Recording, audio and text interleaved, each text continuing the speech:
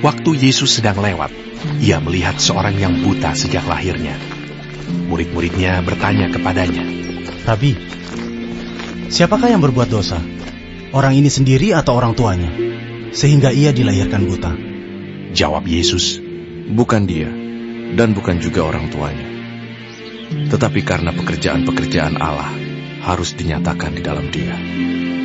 Kita harus mengerjakan pekerjaan Dia yang mengutus aku selama masih siang. Akan datang malam, di mana tidak ada seorang pun yang dapat bekerja. Selama aku di dalam dunia, akulah terang dunia. Setelah ia mengatakan semuanya itu, ia meludah ke tanah dan mengaduk ludahnya itu dengan tanah, lalu mengoleskannya pada mata orang buta tadi dan berkata kepadanya, Pergilah, basuhlah dirimu dalam kolam Siloam. Siloam artinya yang diutus. Maka pergilah orang itu, ia membasuh dirinya, lalu kembali dengan matanya sudah melek.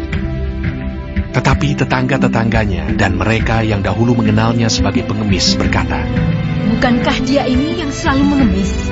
Ada yang berkata, Benar, dialah ini. ada pula yang berkata, Bukan, tetapi dia serupa dengan dia. Orang itu sendiri berkata, Benar, akulah itu. kata mereka kepadanya. Bagaimana matamu menjadi melek? Jawabnya, Orang yang disebut Yesus itu mengaduk tanah, mengoleskannya pada mataku dan berkata kepadaku, Pergilah ke Siloam dan basuhlah dirimu.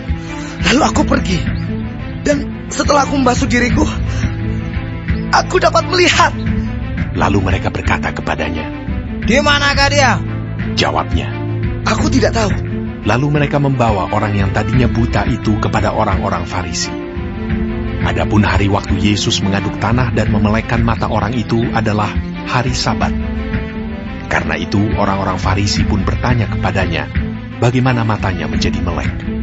Jawabnya, Ia mengoleskan adukan tanah pada mataku. Lalu aku membasuh diriku, dan sekarang aku dapat melihat. maka kata sebagian orang-orang Farisi itu, Orang ini tidak datang dari Allah, sebab ia tidak memelihara hari Sabat. sebagian pula berkata, Bagaimanakah seorang berdosa dapat membuat mukjizat yang demikian? maka timbullah pertentangan di antara mereka. Lalu kata mereka pula kepada orang buta itu, Dan engkau, apakah katamu tentang dia, karena ia telah memelekkan matamu? jawabnya, Ia adalah seorang nabi. tetapi orang-orang Yahudi itu tidak percaya bahwa tadinya ia buta dan baru dapat melihat lagi, sampai mereka memanggil orang tuanya dan bertanya kepada mereka, Inikah anakmu yang kamu katakan bahwa ia lahir buta? Kalau begitu, bagaimanakah ia sekarang dapat melihat? Jawab orang tua itu, Yang kami tahu ialah bahwa dia ini anak kami dan bahwa ia lahir buta. Tetapi bagaimana ia sekarang dapat melihat kami tidak tahu. Dan siapa yang memelekkan matanya kami tidak tahu juga. Tanyakanlah kepadanya sendiri. Ia sudah dewasa. Ia dapat berkata-kata untuk dirinya sendiri. Orang tuanya berkata demikian karena mereka takut kepada orang-orang Yahudi, sebab orang-orang Yahudi itu telah sepakat bahwa setiap orang yang mengaku dia sebagai Mesias akan dikucilkan.